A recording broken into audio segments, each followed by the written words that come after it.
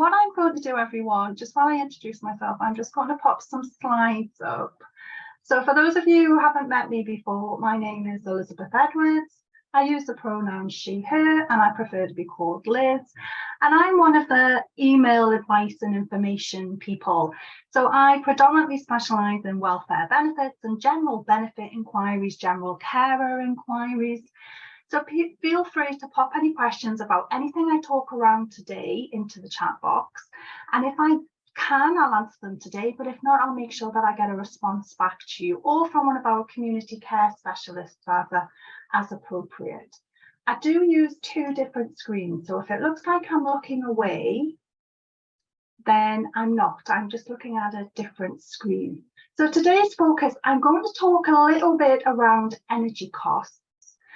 But as we're probably all aware, that actually the government support where every household was provided with money off and the energy cap has changed and it has significantly been reduced from April.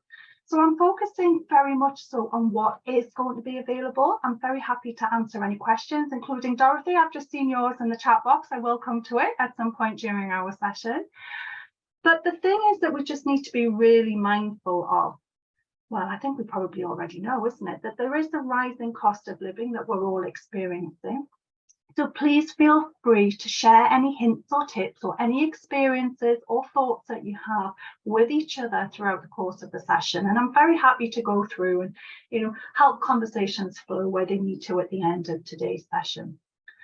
So I thought to start with, I'll share maybe what is classed as a positive bit of news. So the government's autumn statement actually happened last November. So in November 2020, it was announced that provisionally from April 2023, benefits and tax credits would be uprated in line with the September Consumer Price Index, the inflation rate. So in a nutshell, it means, and this has now been finalised, that from April, so it's just next week now, isn't it?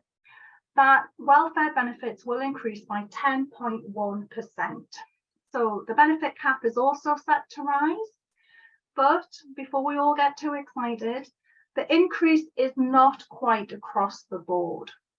So capital limits for means tested benefits. So this is things like the £16,000 and the £23,000 if you're looking for contribution towards care costs. They're set to remain unchanged. They're not being increased.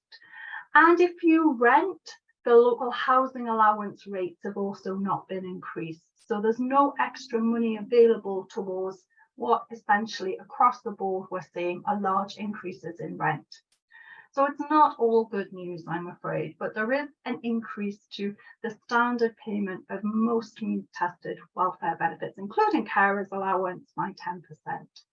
So it's a little bit of positive news to start with. So we will get a copy of these slides. In my slides, when you receive a copy of them, if you would like to have them, I include links to places where you can have a look for further information, or if I collated this information, so this is from the Gov.uk website, for example, you can go and do some further reading around that if you would like. So the next thing, just to announce, now some of you may remember from last year that there was a package of support the government put in place, and it was known as the cost of living support package. It was payments of £650 in instalments. They included an extra payment if anyone had a disability benefit, and an extra payment if you were in receipt of your state pension and you received the winter fuel allowance. So the government has announced that for the next financial year, 2023 to 2024, that they're going to continue with a package of support. It's going to be a mixture of payments again. It's simply going to be known as cost of living support, disability support, and pensioner support. So they've simplified the language. Similar to last year's scheme, if you're eligible, there will be no need to apply. You will be paid automatically in the same way as you get your qualifying benefit or tax credit. The payments will be made separately from your weekly or fortnightly or monthly payment. The payments again will not be taxable, and they will not affect the benefit or tax credit you get. So the good news is that they've confirmed some information but not all of the information that we would need. So we had some reassurance about what is actually going to happen. So I'm going to explain what we know for sure. I'm also going to explain what is predicted to be the case. But I'm also going to encourage you all to keep an eye on things, because as you'll be aware, things can change. So let's look at what we mean by the cost of living payment. So this was based on low income benefits last year. And again, the entitlement is very similar. So this year, so the whole financial year, so between next month and March 2024, if you are in receipt of qualifying benefits at set points in time during the year, you will be eligible to be paid these instalments. Now, these instalments can be spent on anything. There is no rules around what you need to spend them on. So if you want to spend them on food, you can. If you need to spend them on rising energy costs, you can. If you need to buy clothes or household furniture, you can. You know, there is nothing to say what you need to spend these payments on. Now, the benefits where you will have eligibility are universal credit, income-based job seekers allowance, income-based employment and support allowance, income support, pension credit, child or working tax credit. So these are the same benefits as last year. So these are what's called means-tested benefits. If you receive a contribution or new style benefit, so such as a contribution style ESA or new style job seekers allowance, unless the household or the claimant is topped up with something like universal credit or income support as well, the ESA or the JSA in that case would not entitle you to eligibility. And the rules are really strict about this. But having said that, it's not enough just to be in receipt of a means-tested benefit. You also have to be in receipt of your means-tested benefit at a certain point in time. And this is quite common actually across the welfare benefit system. So the government has decided to break down this cost of living payment into 3 instalments. The first one is going to be £301. And you must have been entitled to one of the benefits I've just mentioned during the 26th of January to the 25th of February. So there's a 1-month window. Now that window's passed, I can hear some of you saying, absolutely it has. So unless you had a payment during that window, or you subsequently have a backdated benefit claim that covers that window, you have already missed the first eligibility date for the first payment of £301. Now, the eligibility date was only released last week, so there wasn't a lot anyone could do because we didn't know until now. But there are ways, potentially for things like pension credit, or maybe some of the income-related ESA, income support, if you're still eligible, that you might be able to get a backdated benefit claim. There's no guarantee, it's very much dependent on circumstances, but myself and my colleagues, and we'll tell you how you can get in touch with us. If you think that this might be something that you would be entitled to, we're very happy to have a look. So just to clarify, if you were in receipt of universal credit, tax credits, either working or child tax credit, if you or anyone in your household was receiving income-based job seekers allowance, income-based employment and support allowance, income support or pension credit for any day between the 26th of January and the 25th of February, you would be entitled to this payment, which is going to be made between the 25th of April and the 17th of May. So we've got that payment coming up. If it's a joint claim you have with a partner, you will only get one cost of living payment per claim, not per person. And if you receive benefits from the Department of Work and Pensions and HMRC, so you might get income support and tax credits, for example, you'll receive your payment from Department of Work and Pensions, not tax credits. And again, you'll only receive one from one of the organisations that are paying it out. So that's quite a lot to think about. And I can see that there's a few questions coming in, so I will come to those when we get just a second. So that's the first cost of living payment. So this payment is actually going to be split into 3 installments. So I've mentioned the first installment first because we definitely know about that one. I've got a scheduled timetable later on where I'll talk through the expected, and this is all we can do at this point, is our best guess about when the other payments are likely to follow. And just as a reminder, these payments can be spent on anything. So the next one is one that probably most of you got last year and will be pleased to see is still here this year. And so all of these payments can be paid alongside each other. So this particular one is known as the disability payment. And this is a benefit payment of £150, which is paid to anyone in receipt of one of the following qualifying disability benefits. So these are the ones that some of us are very familiar with, because these are the benefits that the people we care for, maybe we ourselves get them. So these are the old familiars. So we've got attendance allowance, we've got constant attendance allowance, we've got DLA for adults, DLA for children, we've got PIP, we've got the adult disability payment in Scotland, the child disability payment in Scotland, the Armed Forces Independence Payment, and the War Pension Mobility Supplement. Now, with any of these, you could find that within your household, there are 2 people. So, for example, you might have a child that receives DLA, and you might have a partner, or you yourself might receive PIP. Both people would receive that payment of £150. So it's one payment per recipient of a qualifying benefit. So you might, as I've mentioned, find that you would get 2 payments for this. And it is a one-off lump sum payment scheduled, as you'll see, to be paid later in the year at this point. There we go. Oh, sorry, I've missed a slide here.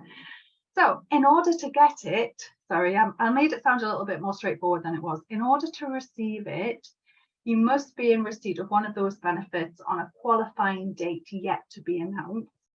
So it's believed to be later in the year.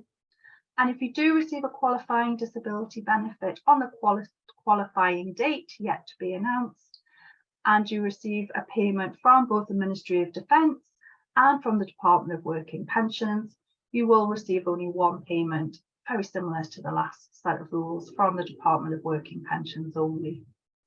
And there's no payment date yet formally announced, but we've got an idea it's coming later in the year. The next one, which some of us will be pleased to see has continued, is known as the pensioner payment this year. And in essence, it's linked to the winter fuel payment. So if you're entitled to a winter fuel payment for the winter season, 2023 to 2024, you'll get an extra £300 per household paid with the normal payment that you would receive. This payment is going to be made from November 2023, and generally with the winter fuel payment, eligibility hinges on the 3rd week in September, based on the fact that you lived in the UK and you were in receipt of your state retirement pension. So that's the general rules for the winter fuel payment. I've heard nothing to say that they're going to change. So the link is going to be, if you're eligible for the winter fuel payment, you will receive, as well as the winter fuel payment, the pensioner payment. So the amount you get depends on your age, it depends on who's in your household.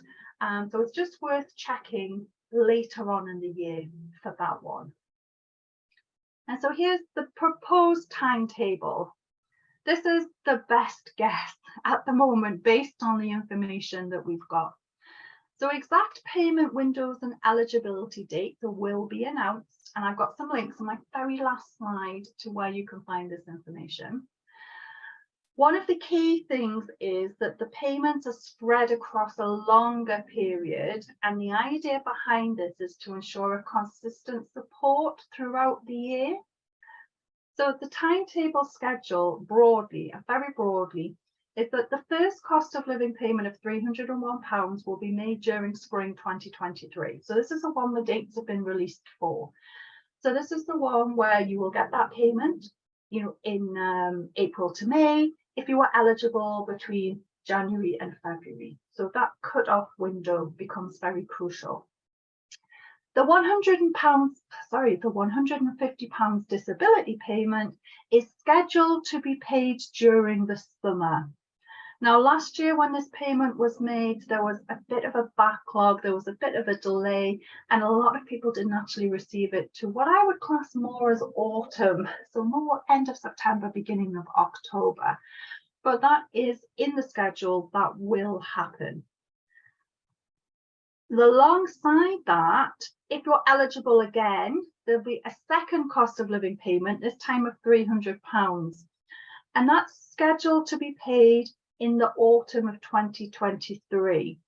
So my best assumption would be that if they were going to pay it in October, because they're currently paying the spring one in April, May, based on January, February, that if they're going to pay it in October, in all likelihood, we might be looking even July, August, September for eligibility for that second payment.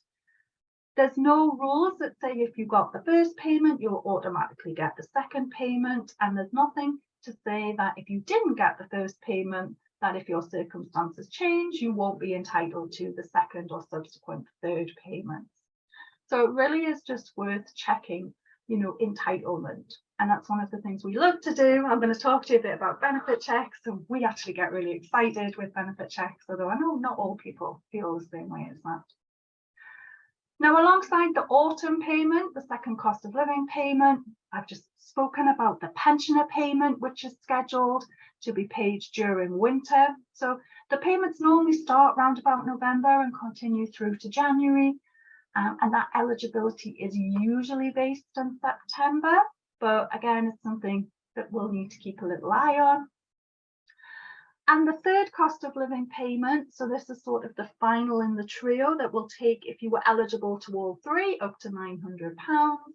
This one's going to be paid at £299, and it's going to be scheduled currently to be paid during spring 2024.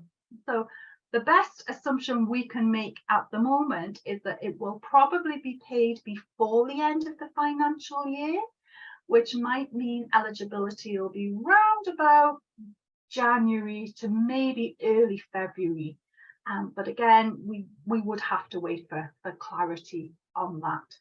So some of the information we know, some of it is based very much on previous eligibility criteria, and some of it is a little bit of a best guess scenario that I'm afraid is all that I can offer you at this point in time. But I'm sure we'll be able to keep you updated if anything does change. Okay, let me just see if there's any. There's nothing about that in the chat box, so I'll just move on for the moment. Okay. So one of the biggest things that you'll have seen is that from April, there is no £66, £67 a month support being provided by the government, that £400 support that was shared out to most households. So it's really important that you look to see if there are other forms of support that are available. So a really good place to start looking is to see if there's any grants or local discretionary schemes that can help you. The government has increased the budget to the household support funds, discretionary assistance funds, and the community care and crisis funds, and the discretionary support or short-term advance funds in Northern Ireland, Scotland, Wales and England respectively. And so there are other kinds of support that you can access. Now, each local authority has different criteria. They can provide information on how to apply. Generally, it's on their websites or your local advice office, or someone like Citizens Advice or Age UK. They might know how it works in your area. So it's worth just having a look to see if there's anything that you can access from that pot of money. So this is a generalized pot of money that has been earmarked for people who need help and support. So rather than provide it to every household, the onus is now looking at people to go and make applications and make claims. Now, alongside that, there's a link there to our Looking After Someone guide, and that's a really useful place to start looking about not only financial, but also emotional and practical support that may be available to you. And what's really important when we start to talk about emotional, financial and practical support is that a lot of people are not eligible to be claiming carers allowance, but are still in a caring role. You don't need to be receiving carers allowance to be acknowledged as a carer. Sometimes it makes it simpler and easier, but you don't need to be. There are other ways that your caring role can be recognised. And the first thing that I had on the slide is that if you have a particular item or a need in mind, so for example, your fridge might have broken down and you need it to keep medicines or insulin or something cool, the Disability Rights website has a really useful place where you can have a look about applying for grants. So that's one of the places that we would suggest that you have a little look. So we've given a lot of information around that.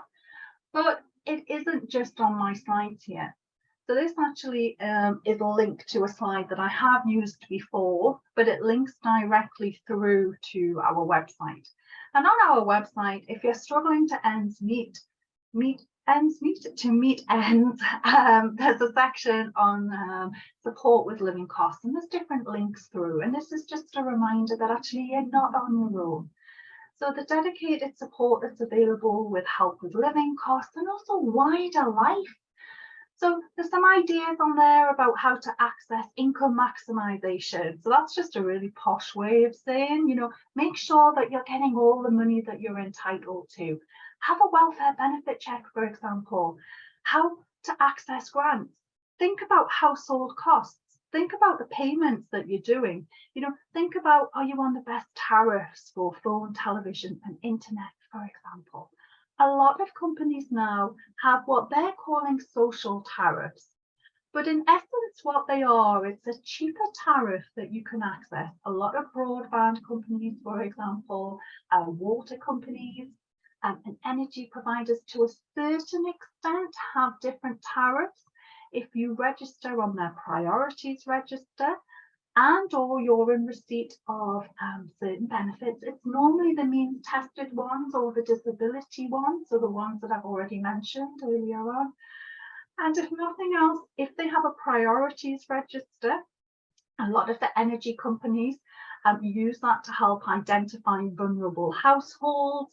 And I know that they have been providing, things like heated throws. They've also been providing extra credit to households that are particularly vulnerable during cold snaps. And so this is initiatives that the energy companies themselves have been taking on board. It's not part of the wider governance scheme, for example. I did do a session, I think it was the end of last year, about demystifying welfare benefit checks. So in essence, all that happens in a welfare benefits check is that you collect all the information about your current income, and we look at what benefits you may be entitled to. There's a link on our website to an online calculator, and if you wanted to give that a try yourself and then get back in touch with us to make sense or maybe ask any questions about what the results are, you're very welcome to do that. You're also very welcome just to get in touch with us and ask for us to check over your benefits to make sure that they're actually being paid at the correct rate and so on. And we're always happy to do that. The one thing that I would say is any work that we do for you is always via email. And if you would prefer to talk to someone, we can, provide options for you to see what local services would be available to you. Another couple of tools that we have that are really useful are things like budgeting planners. Now, budgeting might be something that some of us are very familiar with, we really like, but for some of us, it's a very new thing, having to think about how to budget your money, how to prioritise what needs to be paid. But if you do sit down and work out, maybe look at a bank statement or maybe keep track of your receipts for a couple of weeks, you can have a look at any trends that you have in spending and look to see what essential outgoings you have. Sometimes it's worth just checking your bank statements to make sure that you're not still paying for something that you don't use. And one of the sessions that was run last year was all about, managing your finances and prioritizing and budgeting. I think it was by someone called Darren Cole off the top of my head, but that would be something that would be really useful if you can re-access that, or maybe we can run it again. I don't know. And it also just reminds you that actually, if we are struggling, and you have got behind with your energy payments or paying your bills, that it's really important that you access support and help to get back on track. There's nothing that's insurmountable.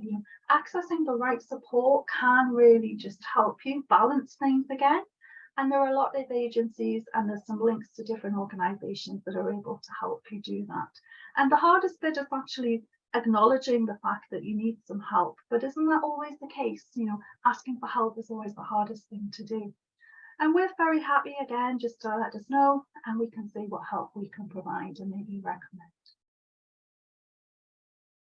I am going to just move very quickly onto energy costs. So just continuing with the theme of support available. There is a page, saving on energy costs, and we look a little bit about tailored support towards what help is available. Now, as we're heading into spring, and hopefully, she says, looking out the window at the rain that is pouring down in Northumberland, there'll be less need for things like cold weather payments and winter fuel payments. But having said that, these will become available again as we approach the winter. So the cost of living supports and the payments that are in place are to help us over these warmer months. And then we will be looking again at things like cold weather payments, winter fuel payments, the warm home discount scheme. We'll need to keep an eye on that to see if there is any changes to eligibility following the big changes from last year's eligibility. If you're in Wales, don't forget about the Welsh Winter Support Scheme. In Scotland, there's the Child Winter Heating Assistance Scheme. It's worth keeping an eye out for these. Make sure that you don't miss out. And again, it's really important. Some of these schemes you will automatically receive the money, but for some of them you have to actually apply. I've included at the end, and if I've got time, I'll go through some of them, but it's top tips that are available on our website to think, and some of us are already thinking savvy. I know that my son had bought an air fryer to stop using his oven as much. So thinking about cost, thinking about energy, thinking about becoming more savvy. So there's a couple of things that we can all do, but I'm just going to share probably one of the things that I am most guilty of, especially according to my husband. I drink a lot of tea, and to be fair, a lot of coffee. And I go and I fill the kettle up and I make said tea and I make said coffee, and I don't actually think about how much water I put in. I sort of open the lid on the kettle, I pour the water in, I go, okay, then I just put it and I put it on the boil. So if you're like me and you're a bit haphazard, say with filling up your kettle, you can decant that extra boiled water into a thermos flask. I am starting to do this. Or maybe in the colder months, if you're very careful, a hot water bottle, just depending on what you would need. There are many uses that you could use. Someone said to me that if you're having pasta for tea, if you soak it in boiled water before you cook it, then it lessens, that's even the right word, it minimizes the cooking time. So again, that's going to save you energy. But there are some things that will only work for you when you try and test them yourself. Not everything that you hear is going to be suitable for you in your household. It's very much a personal journey that you're going through when you're saving money on energy costs.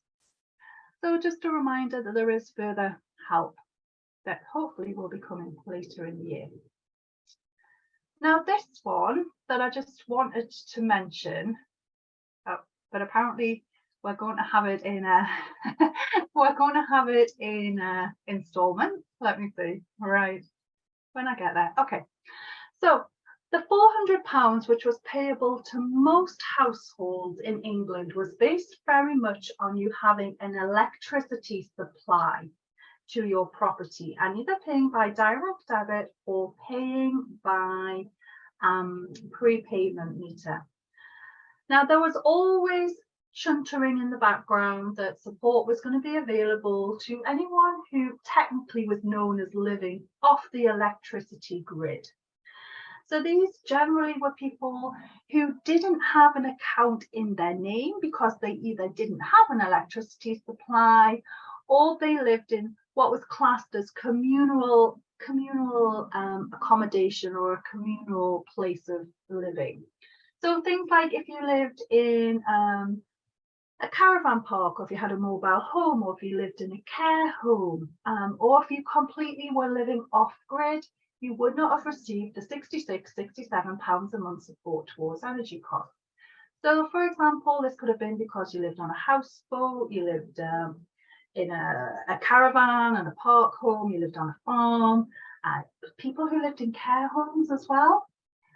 So now it has been announced that you are eligible to have this £400 towards the cost of heating your home, which might be through, what's it called? Oil. So it might be heat your house through oil. It might be that you use gas canisters, for example. It might be that you are fossil fuel heated, so you might use log burners, for example. So you can now still receive that £400. So especially if you are part of a communal electricity supply, for example, you don't have a domestic electricity connection, you don't have contact with electricity supplier, so that the government knows who you are and where you are. And so this might not be that useful for some of you on today's session, but you might know someone, you just know someone for who this is going to be really helpful. And you have to apply for it. If you haven't already had a payment, it's because they didn't know how to pay you. They didn't have the details from electricity supply, which is how the majority of people receive their money. So in order to get this £400 from the Energy Bill Support Scheme, which ran all of last year, an application needs to be made. There's a link on this slide that takes you to it. You can search just in Google, how do I apply for my off-grid energy bill support payment? And that will take you through. So I just thought that was worth mentioning in case it affects you or you know someone who has missed out on that £400. Okay. All right, so each nation has got slightly different rules around a wider cost of support package payments. So the general cost of living, pensioner and disability are the same for the 4 nations. But other things, other support from local governments, from local authorities, ways of accessing are slightly different. So I've included here links to the nation. So we've got England, Wales, Scotland and Northern Ireland. And it's all about cost of living, and it's all about help for households, and it's a range of different help that's available based on where you live. So it's worth just having a little look at all of those as well. So that's the end of the update. I'm afraid that it isn't all positive news. There was that information about the energy price cap and how that was going to be kept very similar, but that is still very much being looked at the moment. So those of you who have been following it closely know it's been based on the figures for previous months when energy was quite high, and then there's a knock-on effect with that. So there's been no real guidance about what's going to happen on that moving forward that I'm able to share, but it is worth just keeping a look at it. Got my little thank you slide there. You can get in touch and have a look on our website. You can also email advice@carersuk.org and that will come through to the email advice team. Between us, we've got community care and we've got welfare benefits. We do a range of different inquiries, so please feel free to pop any of those questions through, or if you prefer, you can contact the telephone helpline where our other colleagues will be able to help you to the best of their ability. The information there is based on what we have on our websites and what the Gov.uk website has actually accessed. And on the end of it, I've just put some extra information. So I'll just pop this slide up about if you're looking for grants to maybe look at paying, if you fall into arrears with your energy costs, for example, there might be grants that are available to help you. Energy companies have some support schemes, British Gas in particular, the British Gas Energy Trust. You don't need to be a British Gas customer, but you generally need to be receiving help and support to manage payments and receive some financial planning advice. There's also different places you can look if you're looking for white goods. And also there's some information around insulation and reducing heating loss. I can't think of the right word. We've covered some of that on previous sessions, so it might be worth just revisiting, you know, some of the other sessions that I've done.